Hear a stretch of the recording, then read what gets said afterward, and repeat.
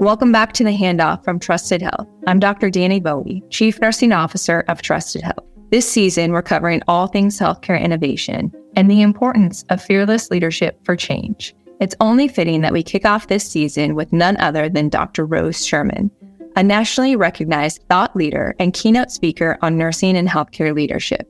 Rose works with health systems and professional organizations nationally to develop and coach current and future leaders. She also serves as editor-in-chief of Nurse Leader. She's a fellow in the American Academy of Nursing, a board member of the ANA Nursing Leadership Institute, and she also maintains an active blog and is the author of 3 top-selling books on nursing leadership. Today, we discuss universal trends, from an intractable nursing shortage to the increasing span of control of nurse leaders. We cover what nursing leaders should be focusing on and what we should stop doing, and how adopting alternative mindsets from the likes of the NCAA coaches or airline crews can help leaders through this new reality. We also discuss team-based care, the focus of Dr. Sherman's recent books, and some of the promising staffing innovations that need to be accelerated and more widely adopted in the industry. Here's my conversation with Dr. Rose Sherman.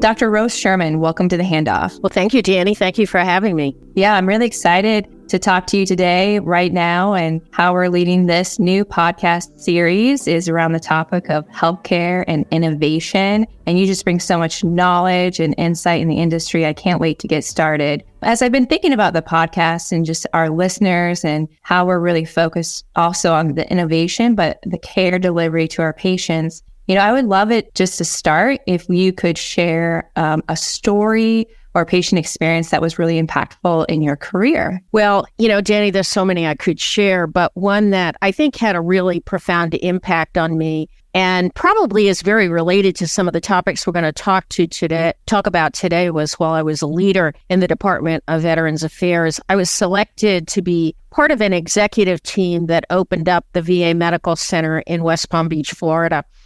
And we had one of the most innovative medical center directors the VA probably has ever had. Just as an example, we opened up with an electronic health record in 1995 when nobody was doing it. So we were really on the bleeding edge.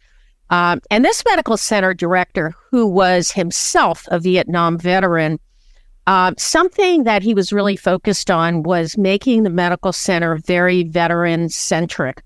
And something that aggravated him was that our VA waiting rooms always seemed to be overflowing with patients, regardless of the clinic type, just overflowing. And we had, prior to opening, we put all kinds of mechanisms in place really to improve the throughput with the goal of having the veterans in and out within a 1-hour time frame. So that was our goal. Well, we open and our waiting rooms are overflowing. And our director is very upset because he thinks that we're not being very efficient. And I asked him to let me look into it. So I spent half a morning in our waiting room clinics just talking to veterans. And one of the first questions I asked them was, what's your appointment time? And I learned that many of them had come in hours before their appointment. And I said, why are you here so early? And to a veteran, they told me that they had come in early just really to hang out with the other veterans, that they really felt comfortable talking with the rest of the people in the waiting room. There was commonality of experience. And I think what we had forgotten in our planning, Danny, was really to dig deeper into human behavior before we redesigned what we thought would be an improved customer experience. I think too often, just like this medical center director, and probably myself as well, framed the patient experience through our lens and not that of the patient. And that has always stuck with me. And I think it's really related to some of what we're going to talk about today with innovation. Absolutely. That gave me goosebumps as I was listening to that story. And it wasn't a twist that I thought I was going to take, but just hearing the perspective of the patient and also like the courage to step out and say, I'm just going to spend some time asking questions and talking and understanding from their lens what was important to them. So that was really cool. Thank you for sharing. I'm going to switch gears now and jump into talking about you and your career. And, you've had a distinguished career, a broad range of experience from the nurse leader editor role, board positions, your executive healthcare positions, and health systems, and all this leadership development workshops that you're hosting. And based off of this diverse experience, I would love to know from your perspective, what are some universal trends that you're seeing in the healthcare industry today? Well, Danny, as we're taping this, we're 6 months through 2023. And I think most leaders had really hoped at the beginning of the year that this year would be a lot less turbulent than either 2021 or 2022. But it really is not shaking out to be that way at all. I think the challenges really continue to exist, perhaps even worsening, like the nursing shortage. Right now, it's looking in some senses like it might even be intractable. I think some of the other things that we're seeing is that nurse leader span of control has actually increased in hospitals today as more and more staff move to part-time. But the other trend is that because of financial issues, many hospitals are really cutting down the number of leadership positions to save money. I think the other thing is that the current makeup of the workforce is different, particularly in our acute care environments. If you really look at the data right now, 25% of our nurses have less than 1 year experience in acute care, and not unusual to find environments where 75% of the staff have 2 years or less. And I think that we have a workforce that's not only demographically different, they're really seeing work in a very different way. They're focused on their well-being. And leaders tell me, interestingly enough, that one of the questions that they're being asked on interview now that never came up before is about what are the well-being efforts of a health system or an organization. So that's a big change. Yeah, I am interested and surprised to hear the approach of the nurses asking about well-being. Here at Trusted, we did a survey really trying to understand the impact of health systems and the well-being of the frontline nurses and services that are being offered, conversations that are being had. And we're starting to see some improvement with mental health, but it's definitely top of mind for our clinicians. And one of the things that was top of mind for them was actually staffing as well, getting staffing right. So that's kind of interesting to hear, and a little bit of music to my ears that we're asking the right questions to the workforce as they're also asking the questions to their employers. And I'm also surprised about span of control. I mean, how much more can a nurse manager do? Well, they can't, Danny. That's really the issue because, when you have a less experienced workforce and you don't have those strong core teams on the units, the onus is really on the manager. And so many managers are finding themselves in a situation where it's almost impossible to maintain work-life balance. And I'm so thankful that you're doing the work that you're doing and helping frontline leaders. And as you mentioned those trends, is there anything that you would encourage our profession to focus on? Such as, is there anything we should stop doing and start doing to overcome some of these challenges that we're seeing presently in 2023 and as we head on into the future? There's a couple of things that in that last question that you asked me that we didn't talk about. And one is that I think our younger workforce are really more career focused. They're seeing their work as tours of duty. I'm not coming on your unit to stay for 2 years or even a year. And so they're very career focused. Leaders also tell me that staff are much more transactional, that there's a lot of focus on money right now, which kind of gets back to that topic of well-being, because I like the Gallup model, which really not only includes physical and psychological, but also includes social well-being, financial well-being, career well-being. So it's much broader than that. Not surprising with everything that's going on in society that they really are looking at the money piece of it. I think that nurse advocacy for the mandated ratios is really on the rise, and I know we're going to talk a lot more about that. And I think union activity as well. So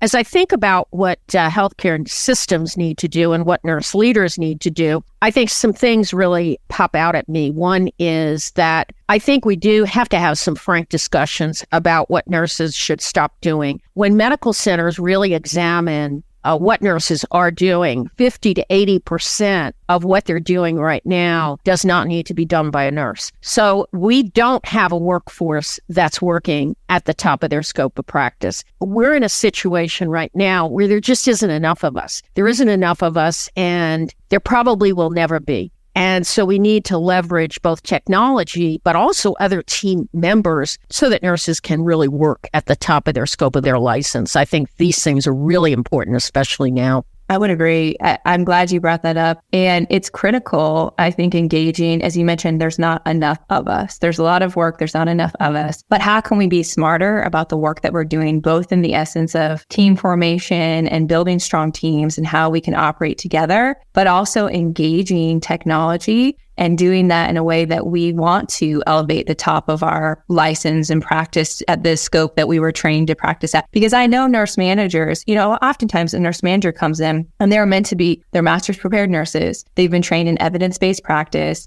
and we bring them into these roles and expect education and, form them. But then the practice that they do is, as you mentioned, that transactional piece, a lot of scheduling transaction, staffing transaction, hiring transaction, but less around research, innovation, models that I think could be really impactful for their teams they're leading and the patients that they're serving. And so engaging in that technology, engaging in new models, which we're going to talk about soon, and you have some expertise in your book, I think is so critical. Thank you for mentioning that. It's just such a passion of mine. Now, with nursing school enrollments down for the first time in 2 decades, and the majority of the nurses working clinically are younger with less experience than in the past, how should leaders approach leading them and managing in this new reality that you said is like tours of duty and it's transactional? And so how can we help support our leaders in this new reality of workforce management? Well, one of the things that I'm telling leaders right now is they really need to change their paradigm or mindset about nursing leadership in general. In fact, they're much more like NCAA basketball coaches right now,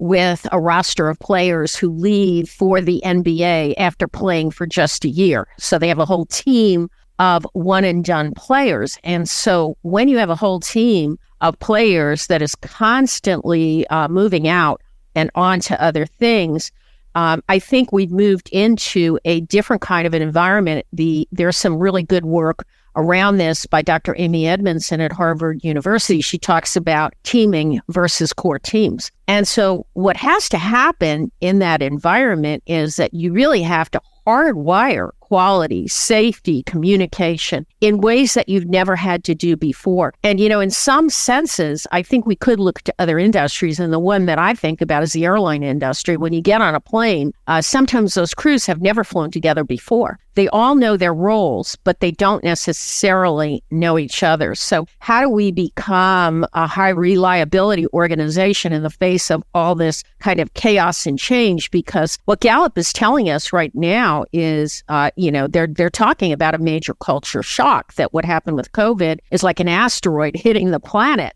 But the point that they make is that there's no going back, that more and more, especially of the younger workforce, have more of a gig mentality or mentality that I'm going to move around to really advance their careers. So I think that the other piece of this that we need to realize is that we still do have a lot of seasoned nurses in the workforce. And I believe fully utilizing these seasoned nurses and keeping them in the workforce as long as possible in a virtual capacity so they can watch what's going on at the bedside and really intervene if they need to with these younger, inexperienced staff is really critically important. And these younger nurses, they want their leaders to be coaches. That's really what they're looking for versus traditional leader. And they want career coaching. And that career coaching might mean leaving your unit. That was an aha moment because I did read your book, and you mentioned that in your book about, nurse leaders. It is like an NBA roster. People are coming and going and embracing that mindset and being open to that and then creating the teaming approach. And I would like to talk a bit more about your book because it was so great. And I had so many of those aha moments, as you mentioned. But your most recent book, Team Approach to Nursing Care Delivery, Tactics for Working Better Together, came out in April. And what was the driver for focusing on team-based care? I know we just talked about some of it today, but Why is this so important right now? Well, I think a couple of things really stood out to me as I was doing leadership workshops, really on other topics, specifically around the topic of retention. One thing that just kept coming up, especially from these managers, were how these core teams had really fallen apart. So the question became, I did a really deep dive into the whole topic of teamwork and how do you improve teamwork. And I went ahead and designed a workshop called Rebuilding Nursing Teams Coming Together After Falling Apart. It was so successful. I'd done 30 of them just by the fall, within 3 months. And I knew this topic was really resonating with nurse leaders who saw, if you look at the turnover during 2022, the average turnover in the United States was 27%. So this topic of rebuilding teams really resonated with this group. The turnover was astronomical. And every percentage point increase, you as a leader feel that, right? You feel it in your day-to-day staffing. You feel it in the composition of your team. And so I do think it's such a needed topic and something that as I'm listening to this, I'm like, oh man, I want to attend one of these workshops, especially at rebuilding a team after this, as you mentioned, it was kind of this catastrophic event that shook everything up when there's no going back with what happened with the pandemic. And as we think about your book and the research, is there anything that surprised you as you researched for your book that would be, some tantalizing pieces of information for listeners to hear as they order your book and read it? Well, I think one thing that really kind of struck me as I began to look at the research was that teamwork has always been really, really important in healthcare. And when leaders started telling me on these programs, listen, it's not what it was. It's fallen apart. If I were to rate my team on a Likert scale of 1 to 10, I'd probably give it a 3. And I might have given it a 9 2 years ago. And so we have to realize there's been a big shift in teamwork. You can't make the assumption that teamwork is really in place. But there were a couple of things as I did the homework for the book that really surprised me. And that one of them was that different generations see teamwork in a very different way. And right now, I think the newer nurses that are coming into our workforce are Generation Z. So they were born after 1997. What we're beginning to learn about them, and there was a really good study that was done by the Walden Foundation, is that they are much more individualistic as a generation than other generations. So they're more individualistic rather than collectivism in their thinking about work. They also have had far less experience working on teams. So what managers were telling me on this program was that mindset was me, and more me. And so I think part of it with teamwork is that you have to see it to be it. And they just really weren't seeing that. And you couple it with how much of their schoolwork was done remotely during the whole pandemic. It's not surprising that we've seen this steep decline in teamwork, and it does need to be nurtured, and team backup needs to be nurtured because that's the other piece of teamwork. And, as we look at moving to team-based care models, which I can tell you across the United States right now, many, many health systems are really doing it. We have generations of nurses who have only worked with primary care. So they've never had to work in a model with other team members collectively delivering care for patients. And even virtual nursing, when you think about it, is a nurse watching a patient virtually and the nurse at the bedside. They have to work together as a team as well. So that infrastructure needs to be in place. And what I would tell you right now is I don't think that's really in place in most organizations, and that's part of the structure that needs to be there to be successful with a change in care delivery model. Absolutely. I really appreciate you mentioning the generational differences of managing and this new insight around Gen Z and, what they are bringing to the table, which it is what it is. I would agree. It's kind of a product of the nature in which they were trained, which was less teamwork, more online schooling, or et cetera.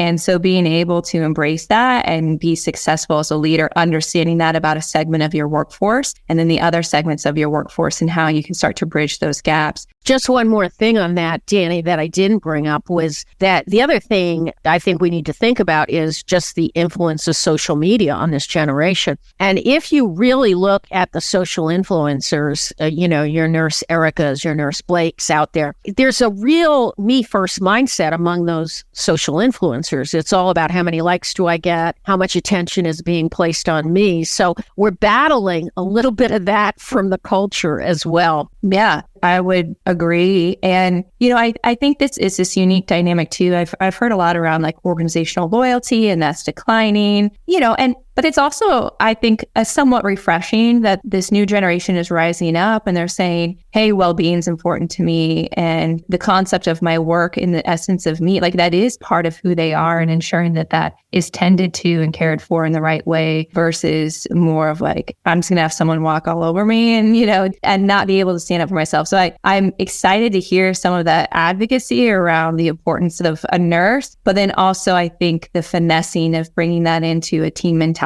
because we are the delivery of care to our patients. As you even shared with your story today, it was a team that was creating that experience, and you all had a part to play. So I think that's really interesting. I'm glad that you're bringing that up.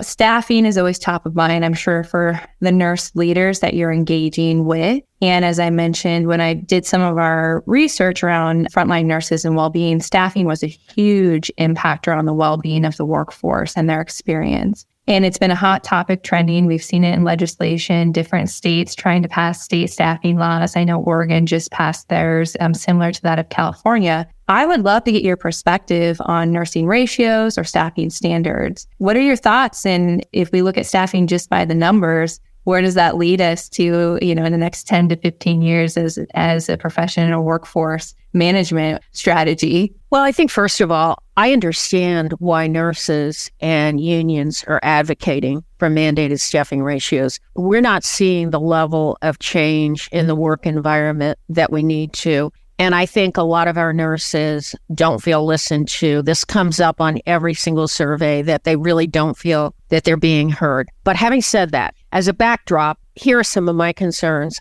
I think that right now, and I think about what happened just, a couple of weeks ago in Oregon, the legislators are being told that we have enough nurses to do this, which I have to tell you, based on everything I'm seeing, all the data that I'm looking at, the health systems that I'm working with, the vacancy rates that they already have, I don't think this is the case. And they're also being told that nurses will return to acute care settings in large numbers if the ratios are in place. If you do a deep dive, which I did for Nurse Leader, I'm editor of that journal, and I wrote an editorial that comes out in October about the conundrum of mandated staffing ratios, and went through all the data, the numbers just aren't there, Danny. And I think that California, which has had ratios since 1999, is really the poster child for what could happen nationally. Their health systems have among the highest utilization of contingent staff in the country to really meet their ratios. And yet daily, they're not meeting their ratios.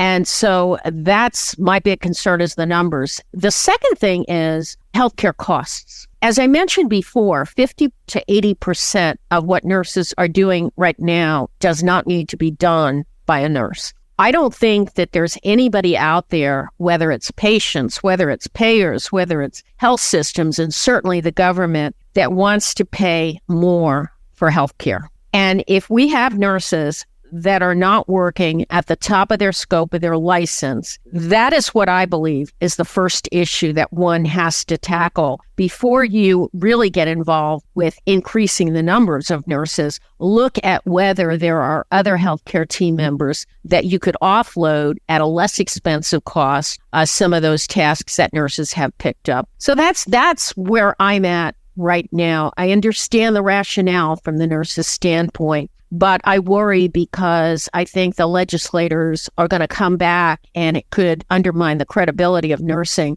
if they feel like they've been told something and then they find that themselves in a situation where hospitals are going on diversion or they're closing beds and it's limiting access to patient care. That's really what I'm concerned about. I think that's a really valid concern. And I appreciate your kind of setting the backdrop of like, hey, we understand why this is a topic and we understand why this is a pursued path of solution. But we also recognize the consequences of how complex staffing and scheduling is. I mean, you just mentioned it. We have a new generation in the workforce and leaders are managing multi-generationals. There's expectation around gigs, transactions, payment, as well as the technology. Is that supporting how we're doing this work? And in some of my research that I did for my doctoral thesis, the nurse staffing problem is the most complex optimization problem that exists in any industry. Matching and bringing in nurses to patients and the delivery of that care. It is not as simple as a modeling of numbers. It's deeper than that. And so I understand as well, my hope and passion is that we would just continue to pursue and explore how to solve this from the root, the really understanding what's driving this, and top of licensure, teaming, technology, multiple strategies to solve this.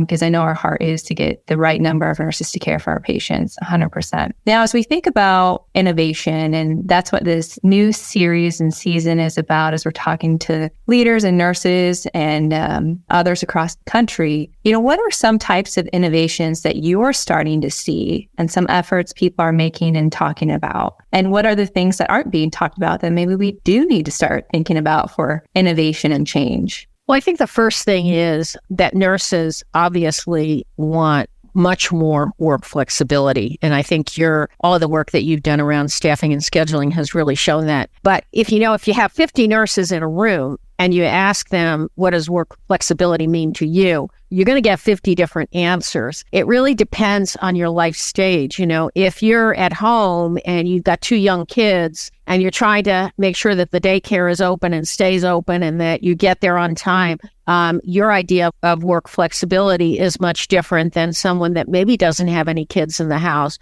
Maybe you're a 60-year-old nurse who wants to continue working in acute care and you're at an institution that only offers a 12-hour shift. And so your idea of work flexibility might be, why can't I just work 6 hours? Why can't I work 8 hours? So I think that what's really clear to us is that the workforce really wants more flexibility. They want much more of a say in not only the type of work that they do, but when they work. And I think this situation, Danny, will become more complex because by 2030, about 72% of our nursing workforce will either be millennials or Gen Z, which means they're going to be in their really peak childbearing years. So they're going to want that level of flexibility. We know that they want it. I really like some of the efforts that I'm seeing around flexibility that I really like. I like the work that Jefferson Health has done with their nurse SEAL team. I like the work that Allegheny Health has done with the Work Your Way program. I like the work that Mercy is doing in terms of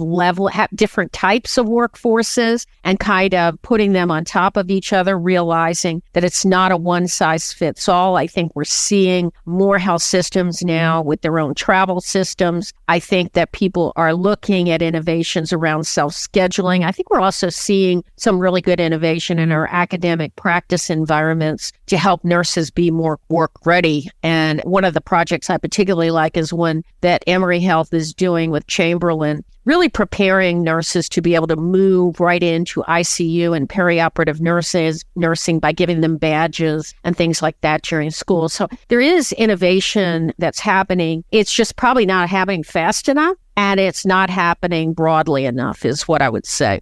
I heard someone say this, fail forward, fail fast, and so it's like the mindset, which I think you and I talked about this. Healthcare is risk averse. We're trained to not fully embrace, the risk, and rightfully so. We have patient lives and care that we need to make sure is delivered well, but taking a little bit more of a liberty in some of this innovation to try, test, it's the scientific method of being able to have a hypothesis, test it, understand your outcomes, and how do you need to readjust. And, I would encourage our listeners as much as we can. I know the span of control of nurse leaders is pretty great right now, but whatever we can do as administrators and leaders in healthcare to accelerate and advance these innovations that, Rose, you just talked about, flexibility, and also the badges that you mentioned. I knew as I managed the workforce, peri-op areas, ICU, specialty areas, which is just really tough to have a sustainable pipeline. And our ORs in particular, I had a very aging workforce, and I didn't know who was going to come in to replace that workforce that when they retired, there was a big gap there. So those are some really key call outs.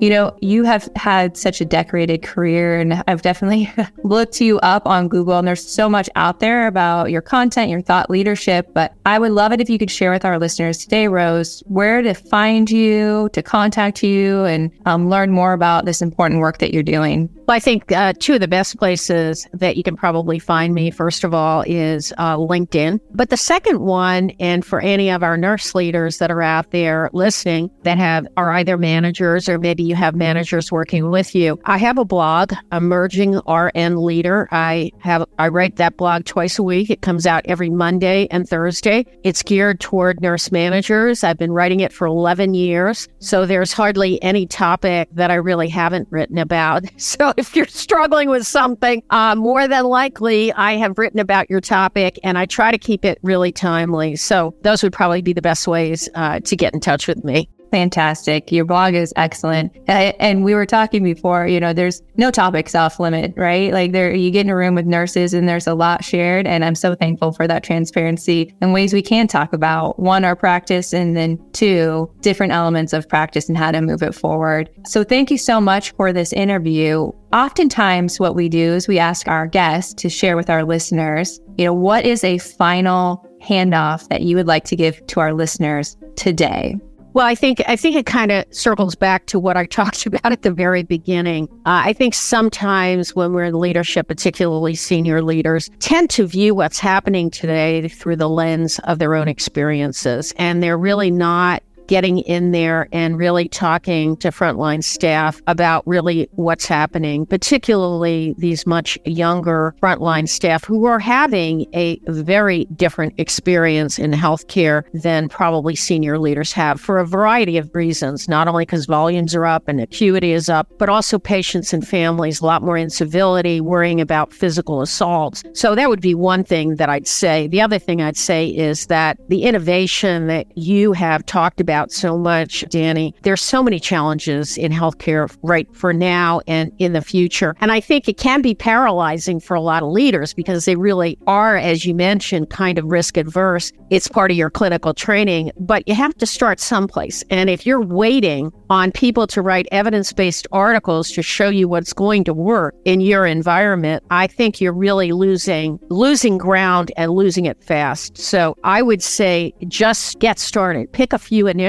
Just pick one or two things that you think might move the needle, and don't be afraid if it doesn't move the needle to pull back and say, this didn't work, so let's try this instead, because many things are not going to work. And so being willing to accept that. And then probably the most important thing is be sure, no matter what you're planning, that you really include frontline staff in the planning so you don't lose the lens of what's happening through their perspective. That would be my handoff. Love it. That is critical. Frontline engagement, moving towards innovation, taking the step forward and not being afraid to try. And like you mentioned, talking and listening to your nurses and also your patients through this process. Rose, this has been wonderful. Thank you so much for joining us here on the Handoff. And I can't wait to circle back around in a year or so and hear some of the other amazing work and initiatives that you're leading. Well, thank you, Danny. And thank you to your whole audience for being leaders. This is a hard time to be a leader. Thank you for stepping up to the plate, and thank you for doing it. Thank you.